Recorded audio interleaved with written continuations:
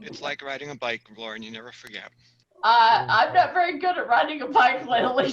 Jim's laughing. That analogy. Yeah, he's like, oh my God, if it's riding a bike, forget it. We're like all dead. But More, okay. It's more abandoned. than anything else, have fun. Okay, guys? Yeah, that's the thing. All right. So we're going to go 3, 2, 1, and we're live. Okay. Great. Let me Hey, everyone. Thank you for joining us, Disruptive Technologists. Welcome to attendee to our fun and absorbing discussion on tech disrupts education. And we're super excited to have you guys here. We've got the slides up, and I'm going to go ahead, and you can find, just to let you know, if you can find these recorded webinars on the Disruptive Technologists YouTube channel by going to YouTube and searching for Disruptive Technologists in New York City. Then I just wanted to quickly thank our friends and supporters who have been with Disruptive Tech for the last several years. Although we aren't together in person, we still want to thank them and show our thanks. So we just like to appreciate all the people that have been here for all these years with us, despite the coronavirus. First off, I want to introduce our Scott Moss, our brand new website sponsor partner, who is making an upgrade on our new Disruptive Technologists website possible. Scott is an entrepreneur extraordinaire who you'll hear much more about during our from me. As Scott is also a panelist today and has some cool takes on education, including his latest Sidewalk College. And McCarter English, they are one of the oldest and largest firms in America with 400 lawyers with offices across the East Coast. And they've been with us for many years. David Soren, I always want to thank him because he's our chair of the Venture Capital Emerging Growth Companies Practice Group at McCarter, and they help people achieve their goals sensibly. He is also the chairman of New York City Disruptive Technologists Council, which is our eminent think tank group. And I want to thank Microsoft Reactor, who's been there for us for years. We used to have, if you're just joining us tonight for the first time, you'll probably know that we used to have our events quarterly at Microsoft until the pandemic. And they are neighborhood campuses where developer and startup communities meet, learn, and connect. They combine training on the latest technology, community meetups, and events with leaders in the industry. Reactors create an inclusive community for interaction and inspiration. So we always want to thank them, and we will hopefully be back there soon. We don't know when the pandemic's going to be over, but we always they were there for us. We want to be there for them. And of course, Ziotagged is, they've always been our videographers. They've been there for us from the beginning, and they are amazing. They've been growing. They now have AI-powered videos that make searching and navigating the video content seamless. You can see their videos on our YouTube website. If you go to Disruptive Technologists, when you look on the YouTube site, you could subscribe to us and see all these webinars and podcasts of all our panelists, which we will be doing. After this, you'll get individual things about each of our panelists, which we'll do individually. And lastly, I just want to thank Hint again. They used to give us water they're our first sponsor. They've been our sponsor for 8 years, and they give us water every single event for 8 years. So thousands of people actually. And since we don't have in-person things right now, I still want to put a shout out to them. Their water's no sugar, diet sweeteners, calories, or preservatives water. And we look forward to meet again with everyone in person whenever possible. So now I'm just gonna go ahead and talk to you about our panelists. But first, the format, we have introduction and thanks. I just thanked you and introduced you, so that's done.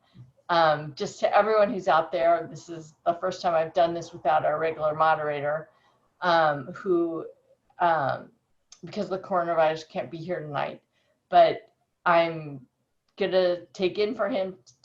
I'm the organizer of this organization, and I want to introduce the panel. I'm going to introduce the panel, and then if we have time, we'll have questions from the audience. But just so you know, we have a fireside chat in a week from now, and we'll answer any questions we don't answer tonight. So our next, and then Oliver, who's our regular moderator, wanted me to give this disclaimer. The views and opinions expressed are those of the panelists and do not necessarily reflect the official policy or position of the company they work for. And he has a little note saying, please be nice. So, so far, everyone's been great. Anyway, the first panelist is Esther Dyson. She is the executive founder of Wellville, and she's focused on long-term thinking and equity. Her motto is invest in health and education. Don't just spend on care and remedial treating after damage is done, which is so sane. And she's also a board member of our new nonprofit. We became a nonprofit a month ago, Disruptive Technologists, and thank you, Esther. And our next panelist is Rick Willard, the founding and managing director of Agentic and Group and World Ethical Data Foundation. Agentic is a private international laboratory for adventure development, high philosophy thought experiments, and transcendent peer-to-peer cooperation. Their goal is to accelerate the current phase shift and facilitate purpose-driven technologies for digital value creation, social impact, and human agency. And we're thrilled to have him. He's super busy, glad to have, because he's global, glad to have him. Scott Moss, yay! Our first actual sponsor of our new nonprofit is helping us fund our new redo of our nonprofit website. Scott is an entrepreneur extraordinaire. That was my word, not his. And he's founder of a new venture called Sidewalk College. He's done a bunch of different things. So this is just very small, but Sidewalk College is founding this year. It's launching in October. And what he says is where street smarts get an education, things they never teach you in a 4-year program. Basically, he said, if you give us 5 minutes, we'll give you a great lesson learned from sweet-seat executives with decades of business experience. And he also participates in numerous other investments, children's effort, and board positions. And then we've got Jim Williams, our one educator. I know this is tech disrupts education. We probably should have had more educators. I actually didn't think about it until after I'd already gotten some really cool people. And then I thought, oh, what cool person can I get as an educator? Jim is a physics and chemistry high school teacher at Scarsdale, which is one of the top 5 schools in the country, Union Free School District. Just full disclosure, he's also married to me, but he was actually a semiconductor equipment engineer for years and years in Silicon Valley. I'm from California, and he is too. And Jim career transitions into the family business, which his family was in teaching. And so for the past 18 years, he's been teaching high school chemistry and physics at Scarsdale. And last, we have Stan Rosenthal. Super excited to have him on board, founder of Semper Curious and AI research at Stanford University. He has been active in intelligent systems research, ranging from machine intelligence to intelligent human networks in his capacities as director of the Artificial Intelligence Center at SRI. He's a consulting professor at Stanford and founder of several research-based startups. And he received his BA at Columbia University and his PhD at University of Pennsylvania. His latest venture, it's Semper Curious, which we'll hear a lot more about hopefully tonight, is a learning environment for inquisitive adults. And the last is Oliver Christie, who, like I said, due to the coronavirus, can't be here tonight. We love him. He's here every single time. This is the first event he hasn't been able to make. We usually have quarterly events at Microsoft. We have quarterly events on webinars. Thank you for being we support him and support everyone who's going through this coronavirus. So now we're just going to plunge into the webinar. And if you want to chat or you have anything you want to say, please feel free to do so. Mostly if we don't answer your chats tonight, we're probably just going to answer them next week when we have our fireside chat, which is what we do. We just ask people questions tonight, and then we answer them during the fireside chat. But if we do have time, we'll answer any questions. And I'd like to start off with Esther, put her on the spot. Esther, can you frame this for us? Why is this important? Why is tech disrupting education important? You're muted, Esther. First lesson, remember to unmute. I'd rather than frame it, I'd like to challenge it. Thank you. When, I'll always remember there was this ad that Forbes magazine did long ago, and I don't remember whether it was meant sarcastically or not, but it basically showed somebody with the top of his head open, and somebody was pouring knowledge into it. And, that is exactly what education is not. Education is more like, you start with a tree, and then you create some branches, and you put some stuff on the branches, and then you put more stuff on the branches, and some branches fuse and other branches crack open. Education is constructing mental models of things. It's not, it can't be poured in. And the challenge is, so that's one challenge. How do you turn education into a real process of learning, of constructing mental models, exciting curiosity, and then helping someone to fulfill their own curiosity, not stuffing them with facts. But the other challenges in this world, and as we're seeing this economy and this society riven by racism and inequities and everything else, how do you make sure that this ability to get educated is more evenly distributed?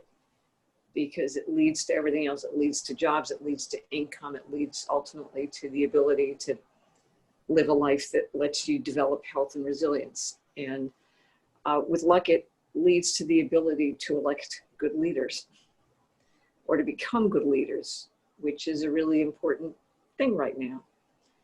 And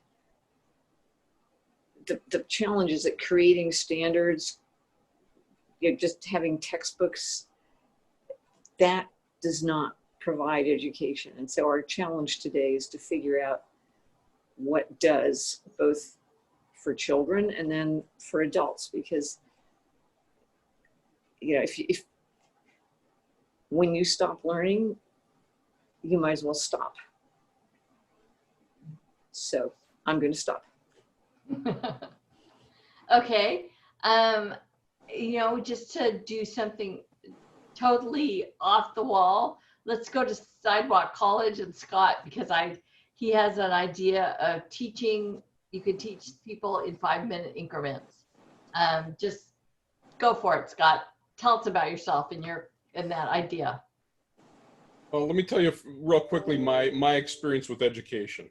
I grew up in Minnesota. I went to the University of Minnesota. My second year at the University of Minnesota, I was in a law class, and a business law class, and I got into an argument with, let me back up a little bit. I was already on probation, academic probation. I had failed a class I actually never attended, and I forgot to drop it, so I ended up with a incomplete in that class, so I got put on academic probation. Was in a business law class. I got into a heated discussion, shall we say, with a professor, and I got thrown out of the class. Needless to say, just so everybody's aware of this, I was right in my argument. Of course. I shouldn't have, but needless to say, I shouldn't have said anything, and that's my own fault. I got thrown out of college at that point. I actually went home that night to tell my parents, and I walked in, and my parents are having dinner with very good friends of theirs, and the wife there, who absolutely adores me, she was on the board of directors, she was on the board of governors of the University of Minnesota at that time. And I'm sitting there going, this is great. I'm going to get back into school. She adores me. She'll get me right back in. And I told her what happened, and she looks at me and says, you know, school just may not be for you. And I left the room. I was completely, there were no words that could explain it. I left the house, and I went back to my place, and I'm sitting there going, this is not how that was supposed to work. Needless to say, I then went and started a number of businesses over the years. I grew 3 of them to well in excess of $1 billion in revenues, and have sold all of those off. Decided to start Sidewalk College.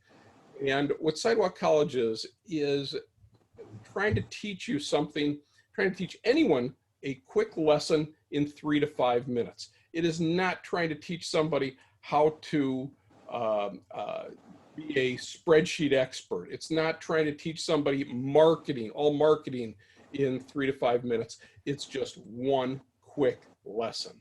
And so we've got a number of C-suite people who have joined me on this, who are, we're putting this all together.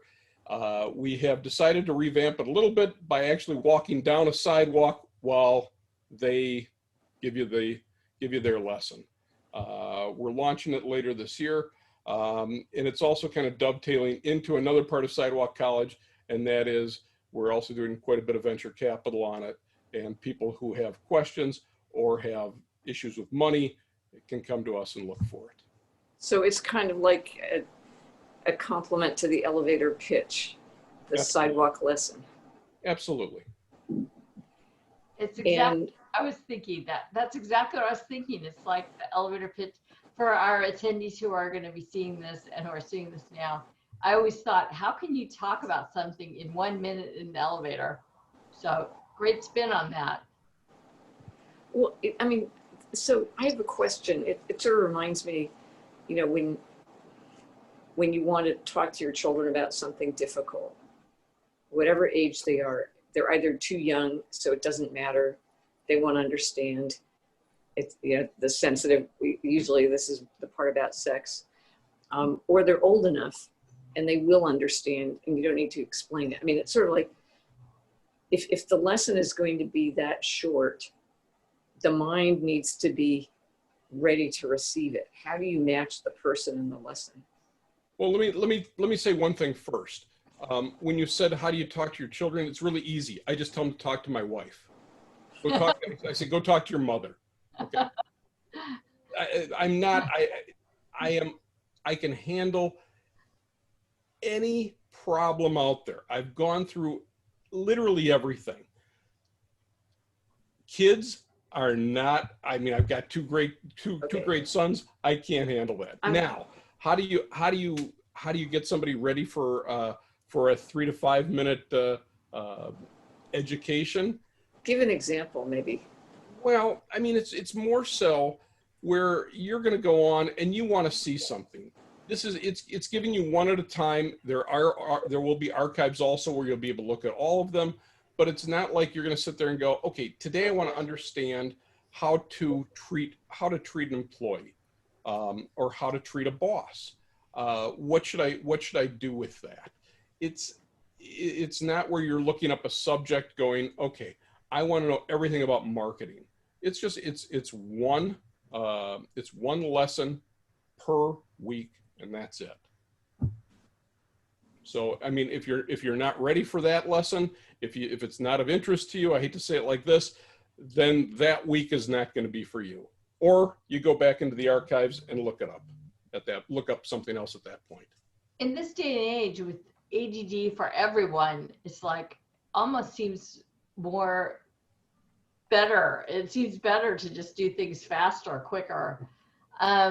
Jim, I know you're our one educator on board here who's actually a teacher, chemistry, physics. I know we need to talk about how tech is disrupting it. How can we make technology, what's your feelings on technology helping this whole process? I mean, Jim had to start school Monday in class, and half of the day is in class, half of the day he set up the basement. He's got a whiteboard and videos and all kinds of things going on for the other half. tell us your take on education through tech disrupting education. What can we do better? What are we doing now? You're on mute. Realize. You're muted. Sorry about that. The hard thing is there's a real dichotomy within education, especially within our district. For those who don't know the Scarsdale district, it's a very it's a wealthy neighborhood. The kids I don't have discipline issues. If I call home, things get resolved. Kids always show up to class. Kids, grub for points. It's a very different environment than a lot of my colleagues around the country. So it's a little bit of a different place. But one of the things that's a big conflict within the school building is screen time. And so right now we're doing this hybrid thing where I see some kids on Monday, some different kids on Tuesday. In the afternoon, I see a complete class together. And so it's very, very confusing. But what it all means is that these kids are spending a lot of time in front of a computer, either asynchronous learning, which they're supposed to be doing when they're not with me, or some of these kids are streaming in because they don't have the immune system to go to school. And then we're worried about they're spending too much time on the screen doing school that way. And then, we originally were going to do complete distance learning for the high school. The elementary schools we're going to do a in-person and at home kind of mixture. But the parents got upset and the school board caved, and in the last 3 weeks of August, we had to create this incredibly complex, confusing schedule to try and address the emotional, social well-being of our students who are now sitting in class with half of their classmates in a mask and 6 feet apart. They can't congregate. There's no, we don't serve cafeteria food any longer. They can't go to, study hall. They can't go to the library. So it's a really, really weird place. So what's disruptive about all this? We're trying to figure out what we can do. I mean, okay, I teach chemistry. New York has a curriculum for chemistry. There's the national standards for chemistry. We have no idea where we're going to be next week. We can't plan anything beyond 24 hours.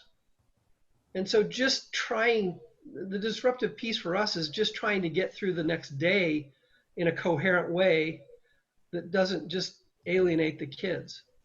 So disruption right now, today Verizon had an internet problem through half of Scarsdale. So half of my kids couldn't access the class. So one of my big things is, trying to get people reliable, affordable, accessible Wi-Fi wherever, whether that be in their home, whether it be in the corner cafe, whether it be, somewhere. So I think from my perspective, if the kids can access the information, that's the first hurdle. And, in less wealthy communities, that prohibits a lot of kids from actually attending school. They just can't get access to, the online part of school that the pandemic dictates. So, well, you're kind of a microcosm too, because a lot of kids go to school for lunch. In your school, there's no one who's on a lunch program. There's no one who's below the barrier. Purposely kick them out of the building so they don't sit next to each other at lunch. So they don't need lunch. So that's an even different thing. They need lunch. They go home and get it, but they don't get it with their friends, which is really what they want to do. I mean, at the high school level, the primary draw for students is their friends. Well, Rick, you have kids in public and private school, right? So you need to unmute yourself. When you get a chance, unmute your yeah.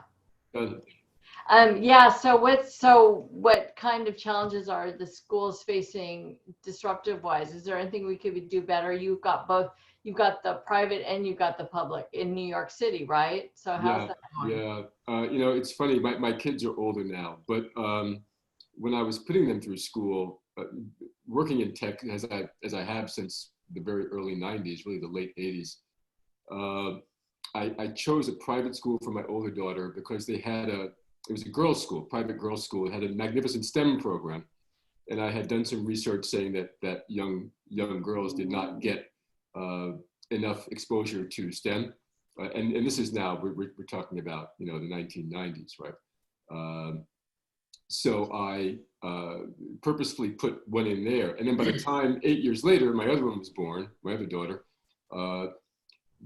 Joel Klein from the public school system here, who's running stuff and really upgraded the public school system. And so I found a great public school for my second daughter, which also was focused on STEM.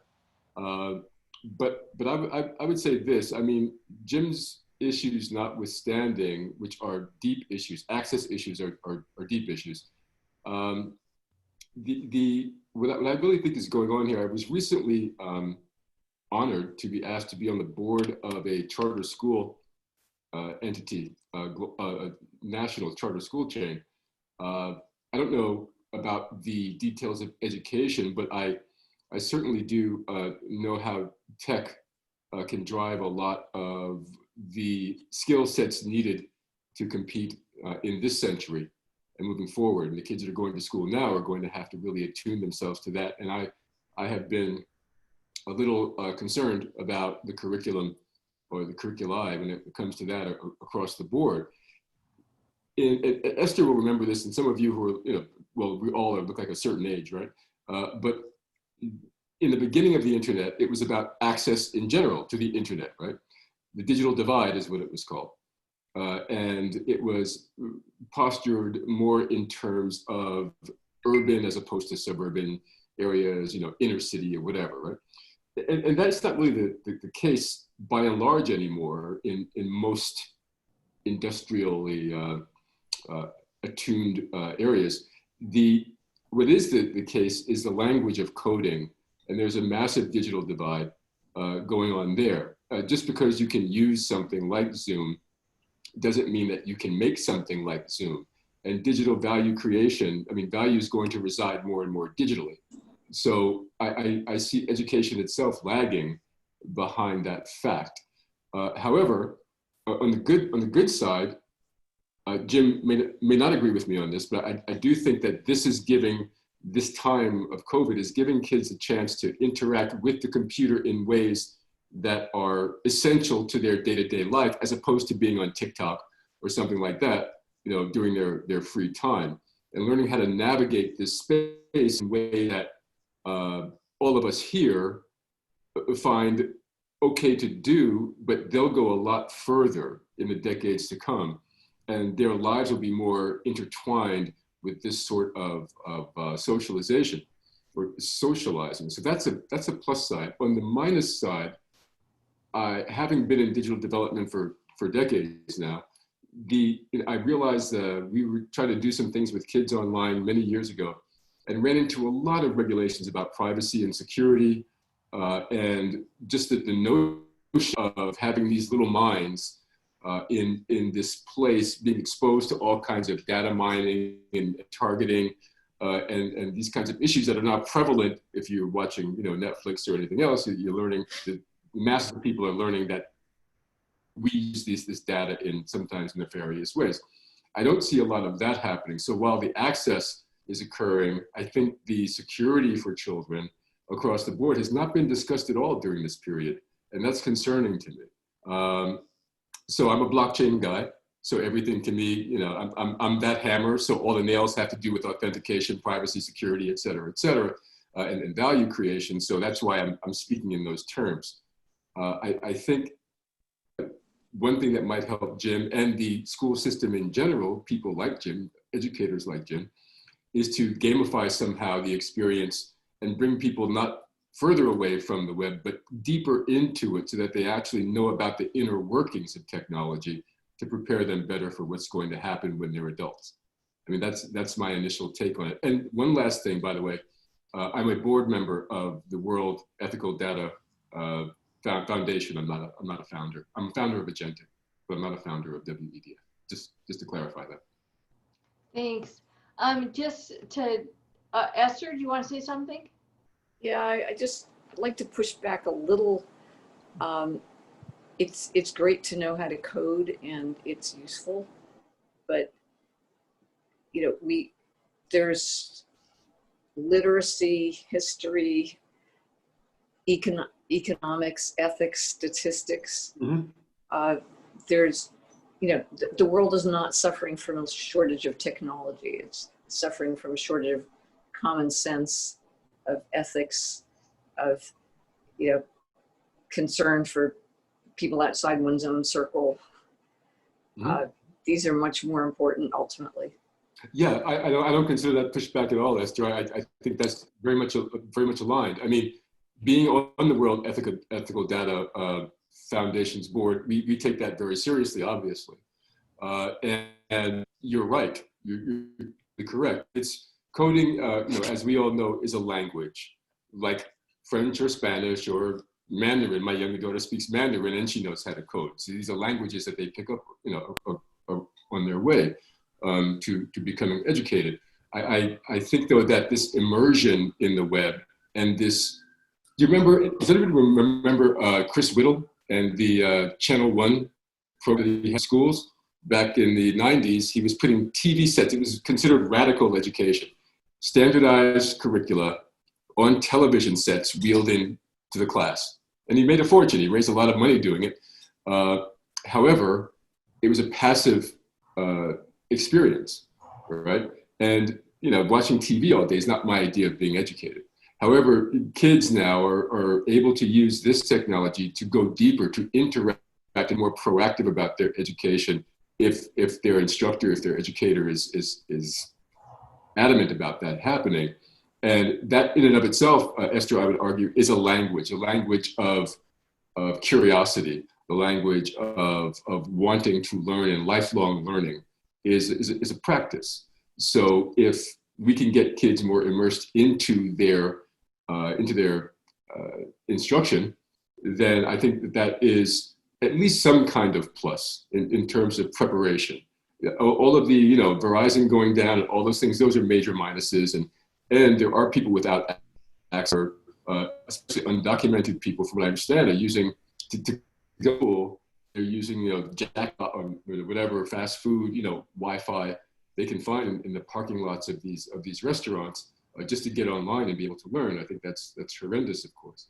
But for those of children who have it, then it's a great, I think, a great opportunity to dig deeper into their future, which is, we can't really explain where that's going to go. We think we may know in some cases 20, 30 years from now, but certainly this digital existence will be part and parcel of who they are. So they're going to move ahead of us fairly shortly. That's an interesting take. I want to ask Stan, thank you for coming all the way from California to join us. It was easy, just a click away. And Silicon Valley. And give me your take. You have Semper Curious. First, tell me a little bit about Semper Curious, and then tell me about your take on tech disrupts democracy. The tech disrupts education. I mean, so, excuse me, everyone. That's our next one in winter. Tech disrupts democracy. I've been thinking about it. Tech disrupts education. We've all got democracy on our I know, minds. it's like crazy with these debates and stuff. I can't even think about anything else. But education tonight. So the starting point for Semper Curious is this: that we tend to lump together education, but when you get right down to it, education is really segmented into the different audiences, the different motives, the different subject matter, and so on. So it's like you can lump together music, but music is used for many things by many people. Sometimes you meditate by yourself to music, and sometimes you dance with others, and sometimes, you listen to classical music because you want to get the nuances of it, and so on. So, likewise with education. So we basically decided to focus on the lifelong learning part. And if you look at lifelong learning, what people consider lifelong learning, that too is a very mixed bag. Many people who think of lifelong education think of it in terms of improving their skills for the workplace, either getting a new job or getting a promotion or credential or just improving their skills and doing something work related. Some people, it's a leisure activity. It's something they do for personal interest, but similarly, it covers a wide range of things. It could cover, nutrition, gardening, playing the guitar, French, any number of things. So it kind of blends into hobbies and other sorts of things. And if you look at the offerings that are out there, it's really not that easy to find things that are well matched if your interest is specifically in academic areas, but with the motive being curiosity. So in other words, if the motive is a credential, then you can take a university course or something like a university course. If the motive is edutainment, you can find yourself a nice documentary to watch on, Discovery Stream or something like that. Get into a subject, but you're doing it for curiosity. Oftentimes those materials don't work that well. And when we talk to a lot of people and basically discovered that their activities cluster into several groups. One is foraging. They spend a lot of time on YouTube, a lot of time on Wikipedia, a lot of time reading articles and watching TED Talks and this and that. And it tends to fill up your time, but it doesn't really tend to be cumulative. In other words, it's really hard to learn a subject thoroughly that way. And if you actually say, you know what, I've been listening to all these TED Talks about quantum this or about, society or, primitive cultures and stuff like that, but I really want to understand basic physics because I took it once in 10th grade, but I forgot it all and I want to take it again. You jump onto, any of the free courses that are out there on MIT OpenCourseWare or Coursera or any of these places. And basically you get presented with a lot of videotape lectures of the same lectures that you had in college. And people run out of steam. So you have this kind of, two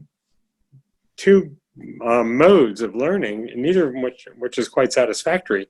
You have the overkill of trying to do a kind of a traditional college level course online, delivered through video lectures. On the one hand, a lot of hours and a lot of detail, and it's really designed for people who are doing problem sets, who want to get a credential, who want to prove their mastery of the subject, and maybe they're doing it for job-related reasons. Or on the other hand, you're just, like, what is condensed matter? I don't know. Let me look up the Wikipedia article. And people describe that as, the rabbit hole to nowhere, because you just go click, click, click, click, click until you hit a brick wall, and then you stop and you go off and do something else. So basically, the idea we had for Semper Curious was, look, let's treat this as something that actually requires more of a cultivation process, and it requires contact with live people, and it requires gradual development of curiosity in tandem with developing knowledge. We can't assume that just because you're a curious person in general, you're necessarily curious about that particular little detail of something or other. So going back to Esther's model, which I agree with 100%, that learning is really about constructing mental models. In order to put in the attention and effort required to build the next branch of that model, you need to be sufficiently curious and motivated about that specific thing, right?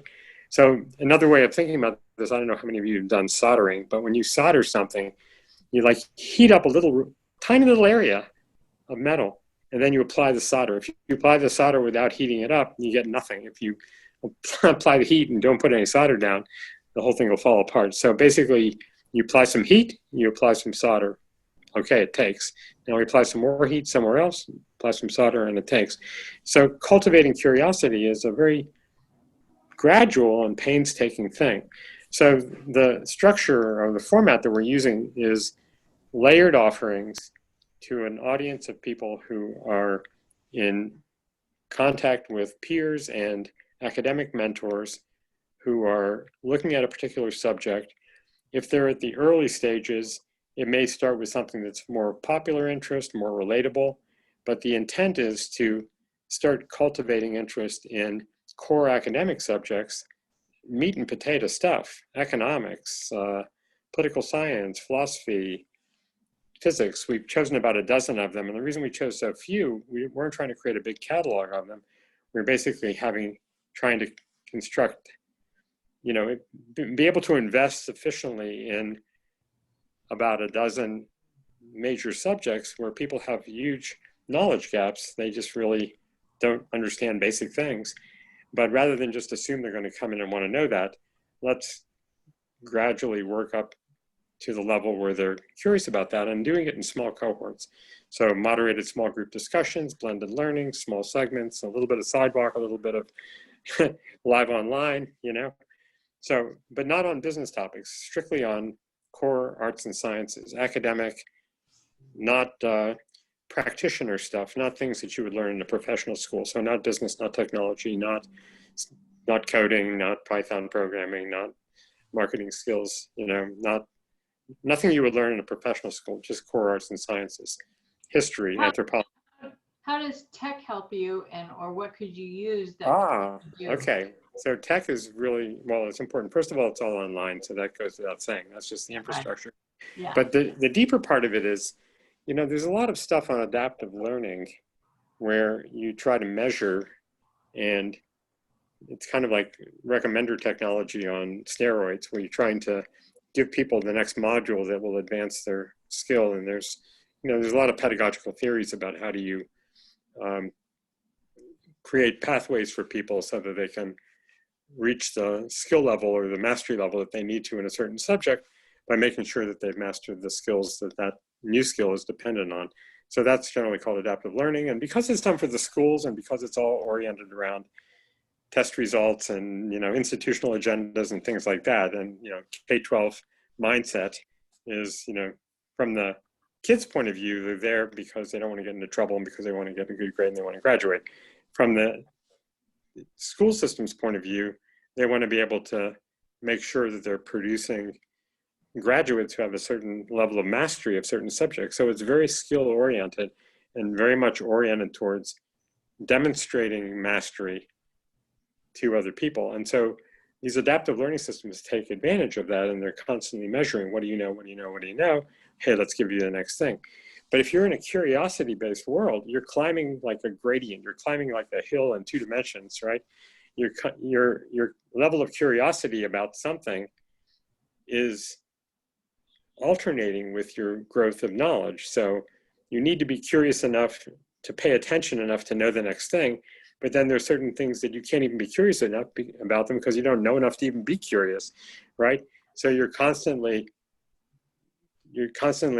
administering doses of experience that would increase curiosity as well as increase their knowledge. But you're doing this in an environment which is designed not for people who are trying to demonstrate performance all the time. It's not about quizzes and tests and measurement of that kind. So there's kind of like a technological challenge for how to do that gracefully without destroying the experience of the people who are participating in it, letting them fully experience the social communication and the joy of learning and all of that, but still make sure that it's working for them.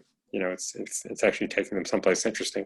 So it's an inference problem, it's a representation problem, it's a machine learning problem. That's a total challenge. I want to, before we wrap up, we just so people know, we are going to do this 1 week from today, and we'll be able to take people's questions. But I thought there was one question that was kind of prescient for this time, and it was for Jim Williams. How does interaction with kids virtually compare to in-person settings? More or less questions? We're just curious about that. Your average teenager is pretty intimidated to ask questions in a classroom environment. They're very worried about their peers and that and such. So as far as online versus in a classroom, in a normal classroom, once you gain the confidence of the students, once the students realize their peers are not going to say something, questions happen, and you can get a very lively discussion even in a high school level class. Online, I find myself, I am pointedly asking students, hey, so-and-so, what do you think about this? And a little bit more of me trying to draw them out. Once you get the ball moving, the interaction really turns out to be not too different. Online, they can't see each other raise a hand, or they can't, they don't see those physical cues, so they tend to talk over each other a little bit. And so we're still building protocols and norms as far as how do you ask a question without stepping on somebody else. But the interaction, I mean, ultimately, the kids are curious. They want to know. So they will ask questions. You always have certain kids that they want to demonstrate their knowledge, and so they're always trying to ask questions, and they're trying to always try and impress you with how much they know. So those kids are there. The key is to try and get the other kids who have similar questions, and to also, one of the things we always deal with in education, there's fast processors, right? There's people who think fast on their feet, and those are the kids who always raise their hand first. And it's really important to slow them down and give the kids who think a little slower, a little more thoroughly, so they get a chance to express themselves. So, we have different strategies to try and address that in a classroom so that kids can participate at a level that they're comfortable with. But certainly we all have experience in a group setting around a table. There's a very different interaction than somebody standing in front of a room talking. But it's slowly starting to move. I mean, our kids spent from March until June looking through a computer screen at me. So they kind of figured that out last spring. And they kind of have that worked out at this point. So it's not terribly different, somewhat. But I think as time goes on, it'll get more normal. So, Esther, what would you think would be normal? What would you think would be normal, good for kids to have tech-wise that they don't have now?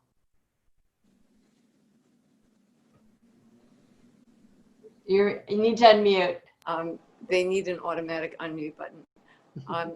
This is not probably what you were expecting, but I'm wearing a continuous glucose monitor. Wow. And I would like to give one to every third grader. Wow. So that without politics or, boring school books, they could just understand the impact of food and sugar and stress on their blood sugar, and just get this visceral understanding of how their bodies work. Because given that health and resilience is one of the key challenges, it's like, I just think education that is real and practical, and a mirror is much more interesting than the best paintings of somebody else in a book. And it's both the thing itself, I think, would be incredibly valuable, but also that approach. Kids are curious. Let them understand stuff. Let them explore. Let them figure out how things work. I'm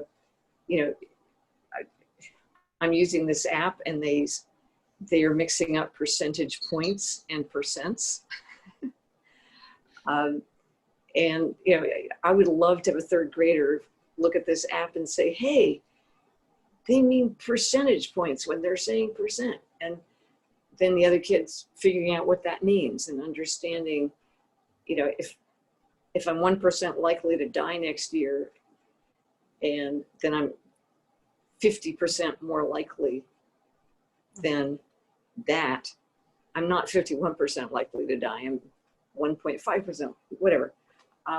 Just the more education can be relevant, exploratory, and not rote and not memory, the better. And there's all kinds of cool technology that does that. I mean, there's also fixing TV sets, or, constructing airplanes, or who knows what. Cool.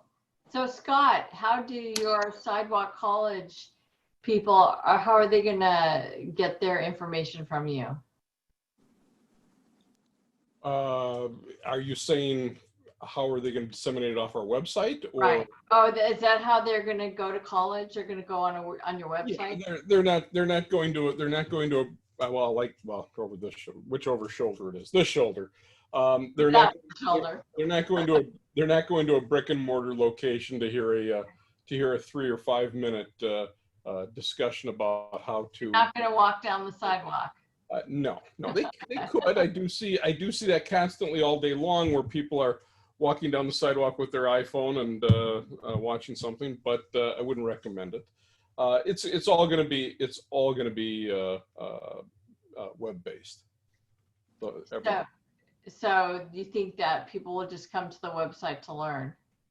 Well, we've had a lot of action on it. Just accumulating emails right now. The people that we've got on it are everybody from Rob Walton, who was the former chairman of Walmart, son of Sam Walton. I've got Tim Crown, Eric Crown. They founded a company called Insight out of Phoenix, an $8 billion computer hardware reseller. I've got Carly Fiorina, former, and I know her from her days at Hewlett Packard. I was one of the largest HP distributors in the country. I've got, I'm trying to think of who else. Quentin Lilly, the former president of Technicolor in California. I mean, I've got a lot of people that are very, very good and very big draws. And I'll say this very safely. It is a non-political, it's an easy place to go to learn something about a specific topic for the week.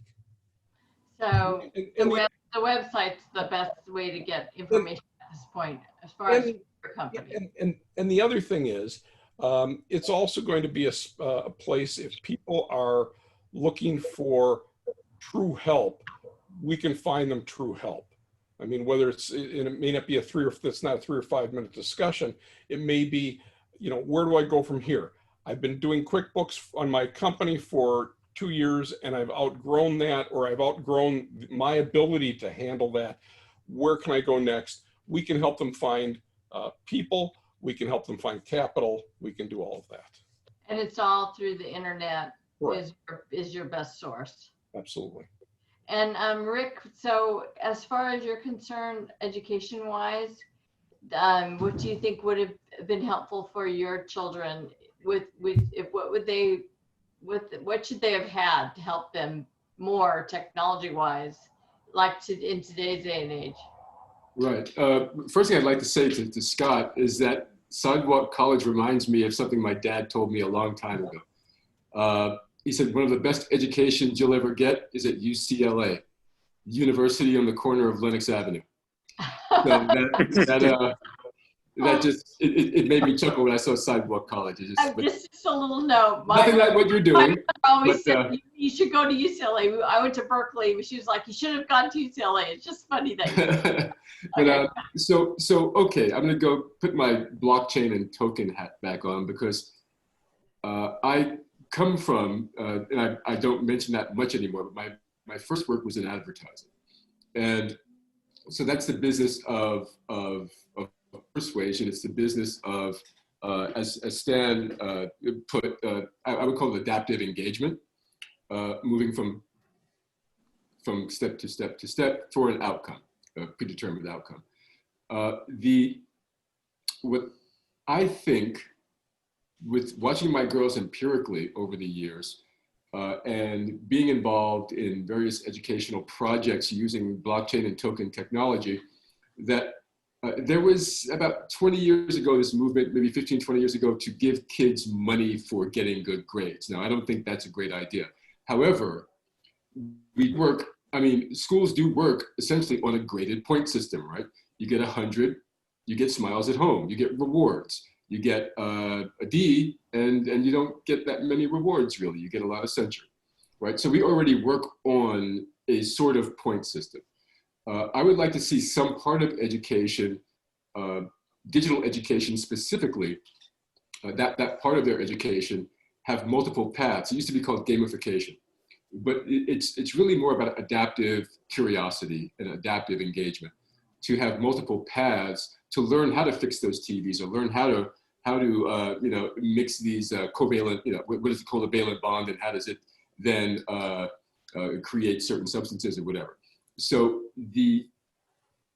I think that tokenization on the blockchain allows not only the security and privacy that kids, I think, need online more and more as this progresses with them, COVID or no COVID, this is going to happen, with an incentivized system that spurs their curiosity, not money, not cash, but some sort of redeemable point system that can say, get them, if they're interested in fixing TVs, let's say, it gets them a toolkit, or it gets them things. It doesn't have to be money. It could be something that directly aligned with where their curiosity is pointing them. And I think that that is something I'd like to see given the state of technology now. There's always a human element. I'm not trying to make cyborgs out of kids, but I definitely think that because I think that education is somewhat behind technology at this point. I went to a school called Governor's Academy in Byfield, Massachusetts, a secondary school. It's a boarding school in northern Massachusetts. And I had a teacher there who apologized to us in my senior year. And he said, I'm really sorry, guys, but he went to Harvard. He said, I can only teach you what my generation knew. I can't teach you what you're about to go into. And he meant it. He said, every teaching up until now has been a generation behind the actual facts of existence, right? Now it's in real time. And that, I think, calls for a different methodology in measuring and deploying education and different incentives that match where we are and what we're doing. Now that's heretical in many circles, and I know that, but it's more of the world that I live in and I see my kids growing up in. So that's what I would say. I think that we have the wherewithal to create enhanced models, incentives that still remain human without turning people into automatons. Well, thank you. Like I said, next week we're gonna. It's Thursday, 6 o'clock. Go back to the meetup site, Disruptive Technologists in New York City meetup, and we're gonna have our fireside chat for 1 hour, 6 p.m. And you can ask questions ahead of time. You could send them to the organizer, who's me. Just hit organizer. Send us tons of questions and we'll answer them. I just want to have one more person who asked something, and I'm going to ask Scott. Someone just wanted to know what the website URL for Sidewalk College was. Do you have that? We spent millions of dollars trying to figure that out. It's called Sidewalk College, sidewalkcollege.com. Cool. Okay. So anyway, again, come see us on that. And everyone who's here will be there next week, so you can ask questions. Jeff, thank you for directing this. And Bruce, he's not live, but you can see his photo. He'll be collecting all the information, all the questions for the fireside chat. Thank you, everyone, and we'll see you next week. Thank you. Thank you. Bye-bye. Thank you, everybody. Bye, everyone. Bye-bye.